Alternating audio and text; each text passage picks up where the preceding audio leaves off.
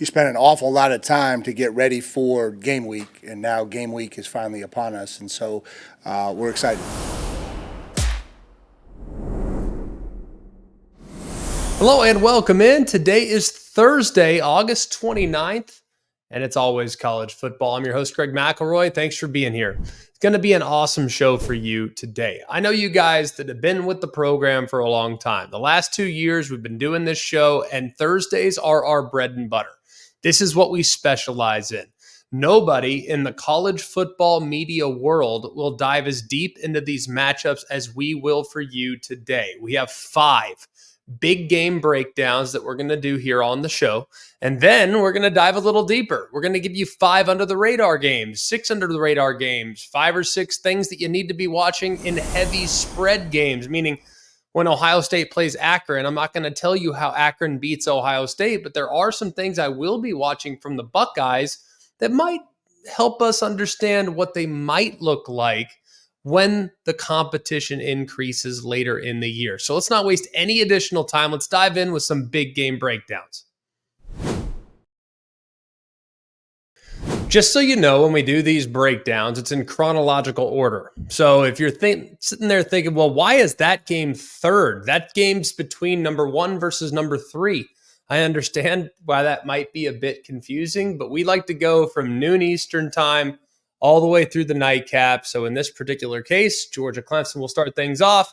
USC and LSU will finish things up. Let's start with Georgia Clemson. It'll be noon Eastern time on ABC. I'll be on the call alongside Sean McDonough and Molly McGrath. Should be awesome. This is a game that is featuring 2 teams that have combined to win 4 of the last 8 national championships. The only other national title for each program actually came in the 1980s. Georgia won it in 80.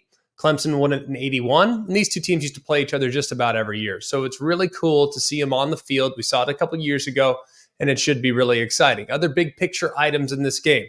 It's only 3 active FBS head coaches who have won a national championship. That's the fewest, by the way, the fewest active coaches with an AP or coaches championship entering the season since 1942. Of course, Dabo Swinney has 2. Kirby Smart has 2. But are these 2 programs that are heading in different directions? There's some perception that they might be. Just based on how things have looked the last couple of years for Clemson and Georgia, people think one's on the way up, or is at very least at the top of the sport. Other people seem to think it's going in the wrong direction. I don't know if I agree with that, but over the last 3 years, I mean, Georgia has as many losses as they do national championships. They have 2 championships. They have 2 losses. Their only losses over that span came against Bama. So they've obviously done quite well. Clemson, by comparison, has lost 3 games in each of the last 3 seasons. They went 9-4 last year, and it's the first time that they won less than 10 games since 2010. The reason why people think it's not going so well for Clemson is because they have been slow to adopt the modern era of the sport. Clemson in 2023 and 2024 brought in 0 transfers. They are one of 4 FBS programs with that distinction. The other 3 are service academies, Air Force, Navy, and Army. They also have 0% total starts from Clemson players that have come from transfer portal. So that's obviously the lowest. Can't get lower than 0. But people think Georgia's like going into the portal. Georgia doesn't have that much of a differentiation in philosophy from Clemson. Just 12% of their starts come from the portal, which is 119th in the FBS. So both really lean into high school recruiting, but Clemson has not added the few pieces that Georgia has the last couple of years to kind of fortify their roster and maybe cover up some weak points. Doesn't mean that Clemson hasn't tried. They just haven't landed some of those players. Let's get down to the questions that will determine the outcome. Number 1, can Clemson's heavy pressure affect Carson Beck? Clemson blitzed on nearly half of their opponents' dropbacks last year. That was the 2nd highest rate in the sport. For those of you that had Western Kentucky as the most blitz-heavy team, congratulations. I didn't, but you did. Congratulations. Terrific stuff. That's the highest rate by Clemson since ESPN began tracking this 15 years ago. They also heated up quarterbacks on a pretty regular basis. I mean, they recorded pressures on nearly 40% of the dropbacks, which is among the top 10 to top 15 in the sport. So they can get after the quarterback. Here's the thing. Nobody gets the ball out faster than Carson Beck in the sport. He released it in under 2.4 seconds. He's one of 3 quarterbacks that did that last year, all 3 of which were at 2.38. That's number 1 in the sport. So Carson Beck sees it, he identifies it, and he takes advantage of it. Because when you blitz him, he wears you out. His numbers actually improve against the blitz. So blitzing him is not going to necessarily get you the W. What could get you the W, though, would be making a move in the pocket. Force him to shuffle his feet. Make him feel uncomfortable. It's a little bit like Tom Brady. When his feet are set, he's going to tear you apart. But when he moves, his QBR drops by 65 points. That's significant. His completion percentage drops from 77 to 49.2 when you make him move. Can you pressure Carson Beck? Clemson can. They have a chance of slowing down this offense. Let's go to number 2. Can Georgia beat man coverage? When you look at Georgia, they didn't see a lot of man last year. Last year, most of what you saw against Georgia was zone coverage, partly because they have such talented wideouts. And who the heck were you going to cover Brock Bowers with in man coverage? You didn't have a chance. So you had to zone it up, and they didn't see a lot of guys that would go up and challenge you. Beck was extremely efficient against zone, but against man, there really isn't enough of sample size to really acknowledge it. But they have great weapons. We know that. Dominic Lovett, the addition of Urosic from Stanford, the tight end transfer. Lawson Lucky at tight end is also healthy. So they have some guys that can beat you up in man, but can they do it consistently enough? Because that's what they're going to get from Clemson. Nobody plays more man than Clemson except for Purdue and Notre Dame. So pretty much everybody plays a lot of man, but no one plays quite as much as those 3. Number 3, can Clemson run the football? I mean, Phil Maffa down the stretch became the featured back last year. He had never had more than 16 carries in the game before the Notre Dame game that last year. He had 36 that day. And then averaged over 23 carries a game the final 4 games of the regular season. Now, he lives between the tackles. He doesn't do a whole lot on the perimeter. His productivity drops considerably when you get him to the outside. He's a big body back that wants to keep his shoulders square and wants to get downhill A-gap to A-gap. Now, Georgia's run defense took quite a bit of step back last year. And people look at the numbers and say, well, they were still in the top 20 in the sport. Yeah, well, for a while there, from 19 to 22, they allowed 76 rushing yards a game. Last year, they allowed 113.6 rushing yards per game. So from a 4-year span, 2019 to 22, to last year, it was about a 40-yard gap per game. Another key area, too, is they allowed 1 full yard more per rush before contact, and they gave up an awful lot of yardage outside the tackles. They gave up over 5 yards of carry outside the tackles. That was 77th. And they gave up over 5 yards of carry on zone reads. That was 90th. So can Clemson run the football? And then finally, question number 4, can Clemson create big plays? Last year, they just didn't manufacture a whole lot. Just 46 plays that gained 20-plus yards. That was 98th in the sport. Just 9.9% of their completions went for 20-plus yards. That was 131st in the sport. Now, Klubnik didn't push the ball downfield, but they also didn't really have a deep arsenal of weapons at wide receiver because guys were beat up all throughout last year. Whether it was Antonio Williams or Cole Turner, they had a bunch of guys that were beat up. So that's something to be mindful of as well. We know Georgia's going to rush the quarterbacks. It's going to be hard to create plays on a regular basis, but when there are chances to be made downfield, you got to make them if you're going to beat the Georgia Bulldogs. A couple trends in the game. The under is 8-0 in Georgia season openers under Kirby Smart. That's since 2016. The under has hit in each of Clemson's last 4 season openers. So common sense would lead you to believe this is going to be a low-scoring game. This will be the 3rd time that Clemson is a double-digit underdog under Dabo Swinney and the 5th time he's an underdog of more than 7 points. They lost outright in each of the previous 4 instances, but they covered in 3 of the 4 instances. So a couple of the trends to think about. I will not be taking a side in this game because I'm on the call, but I hope you enjoy it. They're noon Eastern time on ABC. Penn State at West Virginia, noon Eastern time on Fox. These teams played every year from 1947 to 1992. That's when Penn State joined the Big Ten and they no longer played. They won the game last year, Penn State did, 38-15. That was the opener. That was their first matchup since that 1992 season. And Penn State holds the all-time series lead, 49-9-2. 6 of those 9 losses, though, have come in Morgantown. The 3 questions. Number 1, can Andy Kotelnicki, the OC of Penn State, get the passing attack going? Look, the biggest question mark around the Nittany Lions is the play of Drew Aller. And while he was 10-2 in the regular season and they made it to the Peach Bowl, there was a lot of people that were kind of underwhelmed with what they saw from a guy who came to State College with 5 stars next to his name and expecting to take this offense to the next level. He completed sub 60% of his passes. That was 88th.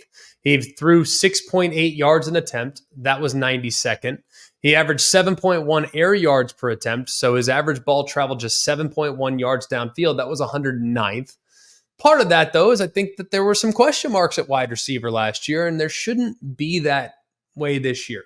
Harrison Wallace, set to be a wide receiver that is an alpha dog, go-to guy. Thought he might be that guy last year, but he got a little banged up and just never really got going. You also have Leon Clifford, who's been mentioned as a guy, much like Wallace, that has had a great fall camp. So hopefully you can't play quarterback by yourself. And I'm pretty confident that Penn State will continue to be able to run the football, but the passing attack has to take the next step. And that's, I think, part of the reason why Andy Kotelnicki was hired from Kansas in the offseason. Question number 2, can West Virginia run the football? For the first time since 2007, West Virginia returns their top quarterback, their top running back, and their top wide receivers. Well, the quarterback plus the 2 running backs that are both back all went for more than 750 yards rushing last year. That's Garrett Green at quarterback, C.J. Donaldson, and Jaheim White, who are very much thunder in Donaldson, lightning in White, power with Donaldson, speed with White. This is a group that has a lot of ability in their specialist group because they can situationally use Donaldson, they can situationally use White, and in rare instances, you can have them both on the field at the same time. But let's be real. Those guys can't run if you can't get them blocked. And West Virginia has an offensive line with over 4,000 snaps played at the FBS level in 2023. Milam, 754 snaps last year. Nick Malone, 418 snaps last year. They're going to start at the tackle spot. Milam, by the way, one of the best left tackles in the sport. Remack, who had nearly 700 snaps. Jaquay Hubbard, 432 snaps. They're going to start at guard. And then Brandon Yates, who had 795 snaps at center last year. So you look at just kind of where they're at. This is one of the top offensive lines in the sport as far as experience is concerned. And guess what they're going against? One of the top rush defenses in the country from a year ago. They give up just 76 yards a game, 2.3 yards a carry. 14% of their opponents' rushing plays were tackled behind the line of scrimmage. That's how good Penn State was up front defensively, and a lot of those guys are back this year, especially at defensive tackle. And then question number 3. If it's close, can West Virginia get it to the finish line? Now, the Mountaineers are a pretty remarkable 8-2 in their last 10 games that were decided by 1 score or less. So by 8 points or less, they're 8-2. Now, some people will say, well, they're 7-3 because they factor in an overtime game in which they actually lost by double digits, but it was overtime because their offensive possession resulted in points for the other team. So take that with a grain. They got it to overtime. I count an overtime loss as a single-digit loss. So they're 8-2 in games that were decided by 8 points or fewer. They were 3-1 in those games last year, beat Texas Tech, TCU, and Baylor. Their lone loss was the miraculous game against Houston, where Houston hit a Hail Mary at the end of the game. And the year before that, they beat Oklahoma State, Oklahoma, and Baylor, with the lone loss coming on kind of a miraculous win for Pitt. So I look at it, and if it's close, West Virginia has been really good in these close games. Can they do the little things there in the fourth quarter to potentially give them a W? Some trends in the game. Penn State is 9-1 against the spread and straight up, and its last 10 games is a road favorite, having covered or won each of the last 8. The only non-cover during that span was an outright loss to Michigan State in 2021. I'm taking Penn State, but I expect it to be a slow, low-scoring, grinded out type of game. I think both teams are good along the line of scrimmage, offensively and defensively. And I think West Virginia is better on defense than people give them credit. So I think they'll keep Penn State somewhat bottled up, but ultimately Penn State just has more weapons and more depth.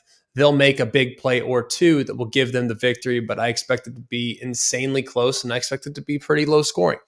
Let's go next to Miami at Florida. Miami leads the all-time series 29-27. Now, that's pretty close, right? That's pretty close. This is only the fourth time in the last 20 years, though, where they've faced off after meeting every year from 1944 to 1987.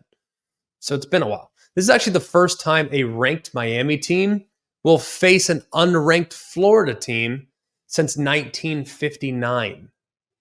There have been 35 meetings, and this is the first time since 1959 that the Gators are unranked and Miami is ranked.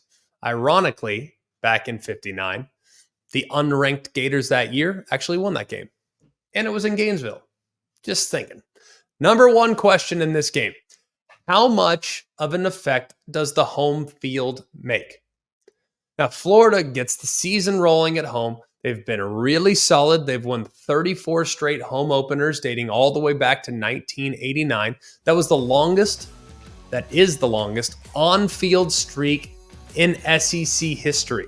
The next closest streak is also active. That's Alabama, who's won 22 straight dating back to 2002. And this is the fourth time Florida opens the season at home against an AP ranked opponent.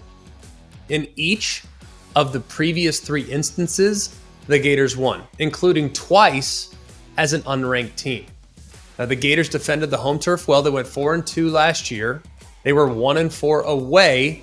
So maybe things will be beneficial for the Gators there in the swamp. I think it's going to be huge. It's going to be hostile.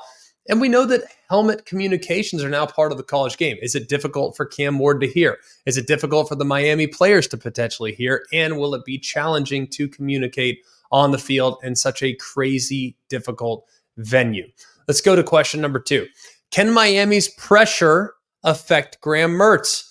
Miami pressured the opposing quarterback over 40% of the dropbacks last year. That was the best in the ACC and the 5th best in the FBS. They also led the ACC in pressures per game at over 13.5 pressures per game. They finished 3rd in sacks with 35.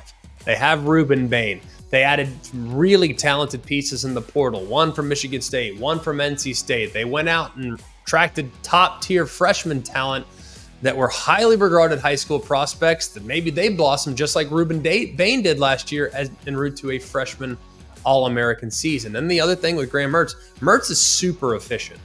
Super efficient. 73% of his passes were completed. That was a single season record. Very solid last year. And if you look too at how they did it, it was pretty methodical, but it wasn't very aggressive. Against Miami, if you can get Florida off schedule with maybe a first down sack or a tackle behind the line of scrimmage, and next thing you know, Florida's playing 2nd and 14 as opposed to 2nd and 7, 2nd and 6, where they're on schedule, that changes who Florida's passing game becomes. Graham Mertz, after all, averaged just 6.16 air yards per attempt last year. That was among the lowest in the entire college football world. I think he was like in the 120s. So not great there as far as pushing it down the field, but maybe that's a point of emphasis for Florida. I would imagine that it probably is. Number 3, can Florida manufacture some turnovers defensively? I mean, last year, if you wanted to beat Miami, you had to turn them over. They had 22 turnovers last year. And in their 6 losses, they had 15 turnovers. So 2.5 per loss. That includes 5 against Georgia Tech, 4 against NC State, 4 against North Carolina. If you look at last year, Miami beat themselves a lot with turnovers. That's been well documented. I'm not telling you anything you don't know, but it's a new quarterback now, and Cam Ward is now out there. But here's the problem. Florida was one of the worst teams in the country last year when it came to turning teams over. They had just 7 turnovers forced all of last year. That was 132nd. They also intercepted just 3 passes in 12 games. That's almost hard to consider when taking into account what Florida has traditionally been. So they got to force some turnovers because that's been the recipe to beat Miami for the last year and a half, and maybe even longer if you want to dive back beyond when Mario Cristobal arrived. And let's go next to question number 4. Can Florida contain Miami's weapons? We've already talked briefly about Cam Ward. Cam Ward, I think, is fantastic. Maybe the best portal addition that Miami made this year. But man, it's tough competition for that spot. Damian Martinez, the running back from Oregon State, ran for nearly 1,200 last year. He steps in to a really good situation behind an elite offensive line. Miami also returned their top 2 receivers. 2 of the best receivers in the ACC, and Xavier Restrepo and Jacoby George. The duo combined for over 2,000 yards and 14 touchdowns last year. Restrepo's super effective, choice route runner, slot receiver type that's pretty difficult to handle. And Jacoby George is excellent after the catch. Got a lot of juice, got a lot of speed. Don't sleep on a guy named Sam Brown. Transferred from Houston. Remember that name? He's got big-time ability as well in creating big plays. And the corners at Florida, you got Jason Marshall, who's a senior, has been around for a while. He needs to have a big game against his hometown program. He's from Miami. You know this one's been circled for him. But Devin Moore, Jordan Castile, these are guys there in the back end defensively for Florida that are going to be put in difficult situations with some of the personnel matchups that they will see. I do think they've done a pretty good job, Florida has, at the safety spot. They added Asa Turner from Washington. They added DJ Douglas. They added Triquez Bridges. They've done a good job. I think they have depth in the back end defensively, but this will be one of the most talented groups of wide receivers and, frankly, weapons that they'll see all season. Couple trends in this game.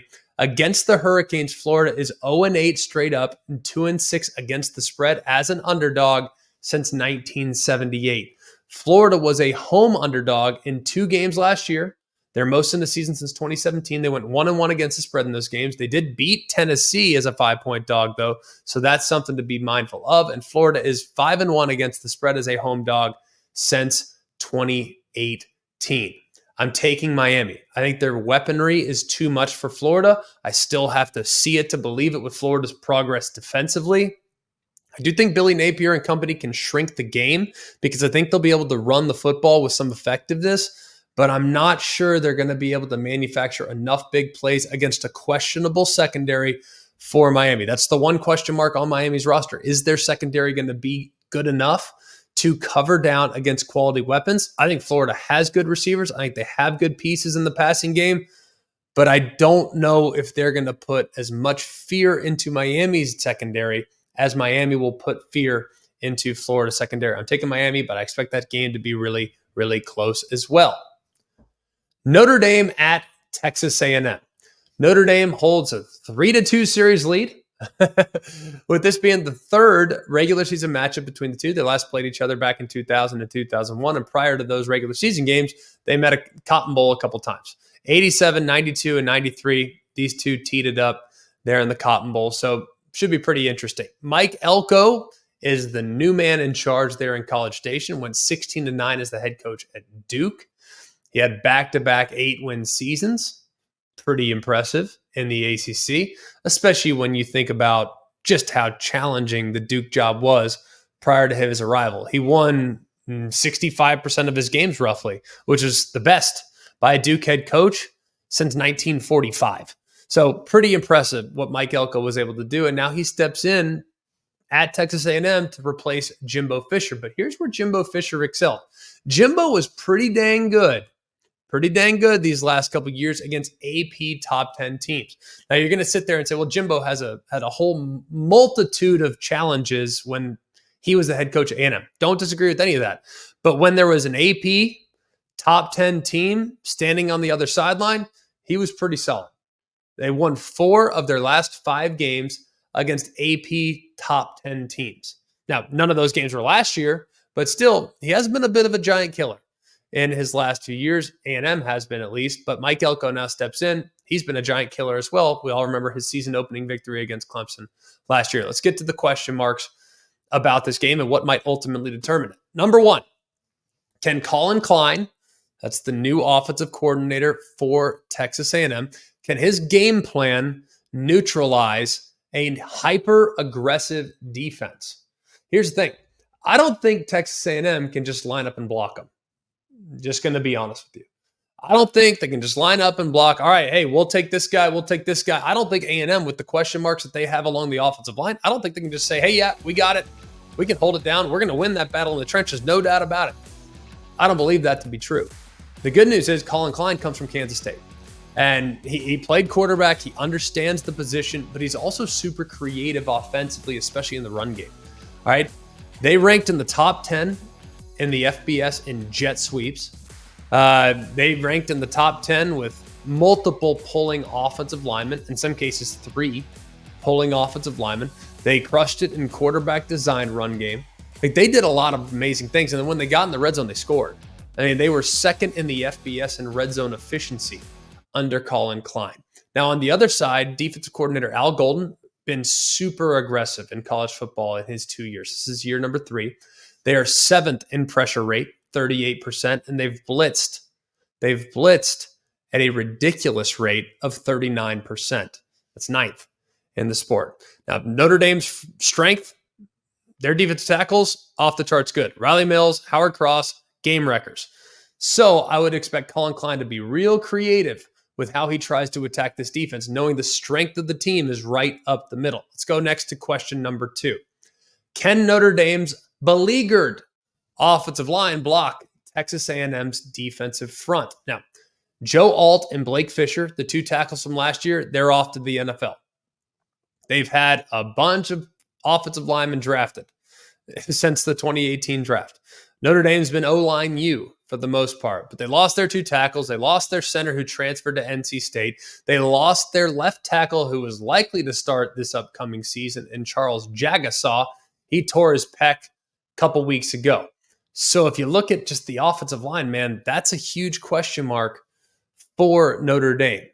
The other problem is Mike Elko has a history of creating a lot of pressure with a bunch of disguised blitzes, a bunch of stunts and movement and twists and things like that.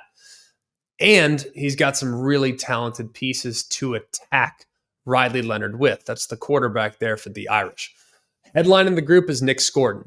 He's a transfer from Purdue, led the Big Ten in sacks last year. Really just an elite weapon off the edge. I mean, he almost is all the time standing up on the outside, but I think they might be able to move him around and create some opportunities for him. Depending on where they identify the weak link, I think you'll see Scordon on the move some. You also have 2 other great players, Shamar Stewart and Shamar Turner, not related. These guys are excellent.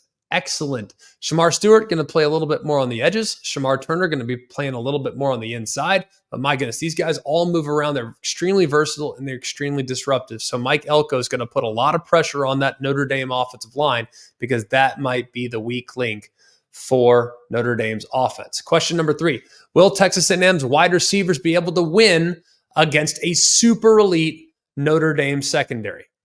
Now, if you look at how A&M operated last year, they didn't take a ton of chances downfield. Just 10% of Connor Wigman's passes were thrown 20 or more yards downfield. But when they did, they were pretty good. He was 8 of 12 on throws like that last year. Now, he was banged up, but there are some question marks at wide receiver for A&M. I think they have great length, but I'm still in see it to believe it mode with their speed. I think they have guys like Jade Walker, who's 6'4", can make the contested 50-50 catch. They have a guy like Noah Thomas, who's 6'6". They have Moose Muhammad, who's rock solid on the underneath and intermediate routes. And then you have the guy Cyrus Allen, who comes from Louisiana Tech. He's a big factor in the deep passing attack the last couple of years and has 12 receptions in his career on passes that were thrown 30-plus yards downfield. That's the 7th most in the FBS over the last 2 seasons. So keep an eye on Cyrus Allen, but there's a few others too that they're pretty excited about in the wide receiver corps, but now's their chance to show it against a group that is so good across the board. Benjamin Morrison, everyone talks about Will Johnson at Michigan as a top pick. I don't think Benjamin Morrison's that different from Will Johnson. I mean, he's that good. He is amazing. Allowed just 1 completion of 20-plus yards last year. And remember, he was draped on Marvin Harrison all throughout their game against Ohio State in 2023. They lost Cam Hart and DJ Brown, but Christian Gray had a great first year last year at corner as well. When you targeted him, you didn't have a lot of success. And then Xavier Watts is back at safety. He was a preseason AP All-American coming into the season, and he was amazing last year. Did not allow a touchdown in coverage and manufactured a lot of interceptions, got his hands on the football, just has a real nose for the football there in the back end. So tough to tango with that Irish secondary. Question number 4. Is this the year that Notre Dame's passing attack finally takes flight? As we've already kind of hit, I don't think Notre Dame's going to be able to just pound it against A&M right against that front. I don't see it happen like that. We know that they added Riley Leonard, but he's never been super accurate on the intermediates. He's never been crazy accurate on the downfield. The downfield accuracy is just flat out bad. For a guy that's as talented as he is, it's got to be better this year. Now, he didn't push the ball downfield very much, but when he did, he struggled. He completed just 23% of his passes that were thrown 20-plus yards downfield. Now, I think he's got decent weapons. I think that group has really improved the last couple years. Mitchell Evans is back at tight end. He tore his ACL last year, but he's back at 100%. He's a game changer there at tight end. Jaden Greathouse is back, kind of moved all over the field. Slot, inside, outside. Jordan Faison, solid receiver in the bowl game last year, 115 yards. He's a lacrosse player, but he's in the slot. He's got some juice. And they made 3 notable transfers. Wide receiver from FIU, Chris Mitchell, who's a big-time deep threat.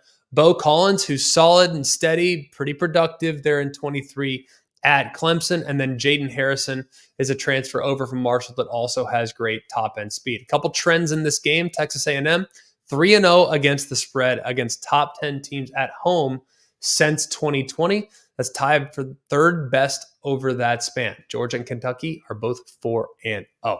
I'm taking the Irish in this game. If you look at A&M, if I felt better about Texas A&M's receivers and if I felt better about Texas A&M's offensive line, I think it'd be a much more challenging choice. But I believe that with what they're going to see against a mobile quarterback and Riley Leonard, I think Notre Dame wins the game in what should be a low-scoring brawl. This is going to be a crazy physical game, a game that might be decided by one drive or another, but I think it's a low-scoring, really tough physical football game. I like Notre Dame's defense just a bit more at all 3 levels, but I do think that A&M's defensive line is capable of taking over the game. However, still rolling with the Irish as of this moment. And then finally, the Sunday nightcap, the LSU Tigers and the USC Trojans. These two don't mean a whole lot, but they did share a championship back in 2003. LSU beat Oklahoma in the BCS title game, but USC was a one-loss team as well. So these two teams shared a championship back in 2003. LSU has also lost 4 straight season openers, which is tied with Nebraska for the longest active streak among Power 5 conference teams. Going to be interesting. Going to be really, really interesting. Question number 1. How will Blake Baker, that's the new defensive coordinator for LSU, attack Miller Moss? Now, he comes from Missouri, where last year his unit blitzed about a third of the time. It was the highest rate in the Southeastern Conference, and you can expect the exact same thing, trying to take advantage of an inexperienced quarterback like Miller Moss. And then USC, they allowed a lot of pressure last year. They allowed pressure about a third of the time as well.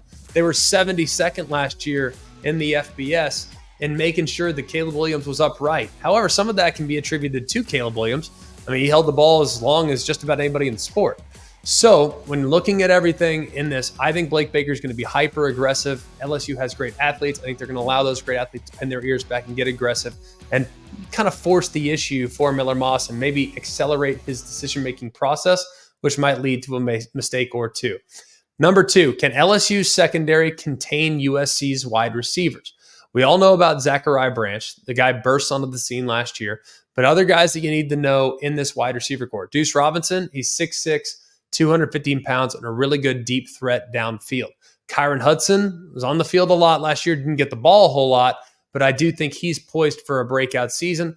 Kyle Ford is back at SC. He spent the last couple of years at UCLA. So we'll be interested in seeing just how things kind of iron out for that wide receiver core for the Trojans, but also defensive backs, Major Burns, Ashton Stamps, guys played last year, but not a lot and didn't play well. Can the secondary play better and contain these wideouts? Question number 3, Can USC's defense bend but not break against an explosive offense? USC got burned deep a lot last year.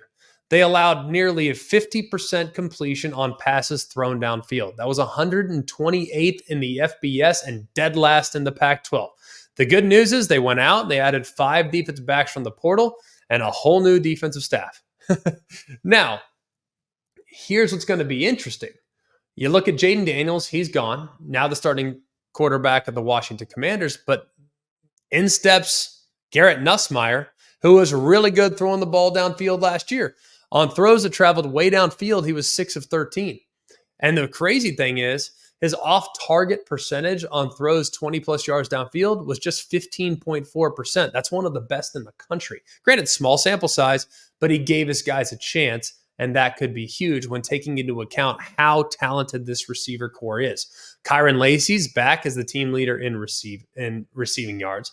Chris Hilton is back as a deep threat. He's going to go downfield almost all the time. And then you have a transfer from Liberty in CJ Daniels, who is super productive, was second-team All-Conference USA selection, and one of the best deep threats in the country as well.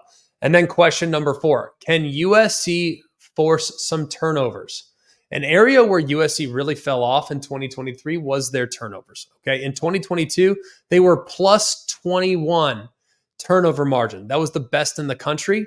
Well, they were minus 1 last year, and they were 74th in the country. Now, Garrett Nussmeier, super talented. Super talented, but has played a lot. He's played in 18 games over the course of his 4 years. He's thrown over 1,700 yards, 11 touchdowns, a lot of highlight reel moments, but he does have 7 interceptions.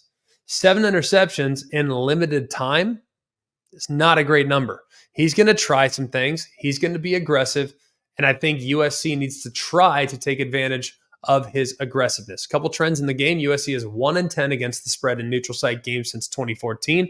That's the worst in the FBS over that span. And these were 2 of the top 3 teams at hitting the over last season. The 2 highest among power conference teams. The other team that also hit the over on a pretty regular clip, that was Memphis. I'm taking LSU, but I think it's going to be close. And a lot of it's going to have to do with the fact that I think this is a track meet. One of the few games this year where I'm anticipating a lot of points being scored. One of the few games this week where I'm anticipating a lot of points being scored. And I think LSU is more equipped to be able to win those shootouts with a slightly more experienced quarterback than Garrett Nussmeier. So I'm taking LSU. I think they'll get it done, but I expect this game to kind of come down to the wire, and it could be a scenario where whoever has the ball last ultimately wins. A few things to watch for some top teams that shouldn't be in a situation in which they're stressed out this weekend. This is hey, let's do what we got to do. Vanilla game plan. Let's just go out and execute. Ohio State, I want to see that new run game. You know, how many different variations will Chip Kelly throw out there?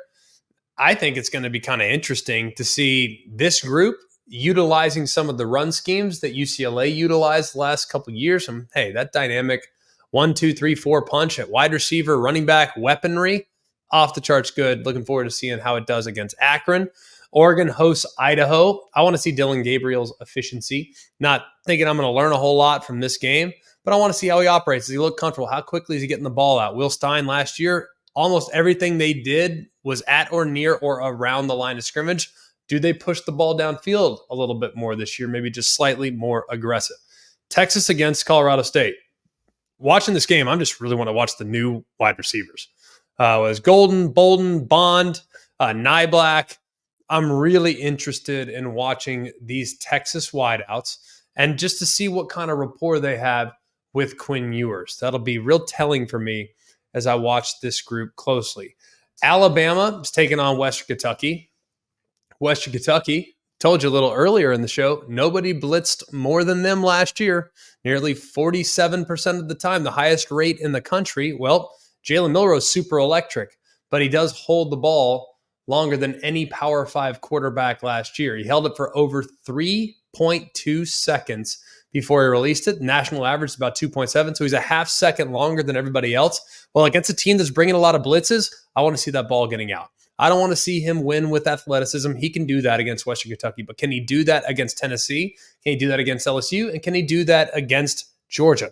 Maybe, But I'd like to see that next step in evolution in recognizing pressure and getting rid of the ball and beating it with your arm, not with your legs. Ole Miss against Furman. I'm really curious to see Ole Miss's offensive and defensive lines. Lane Kiffin all offseason talked about, hey, we're bigger up front. We're more physical up front. Well, prove it.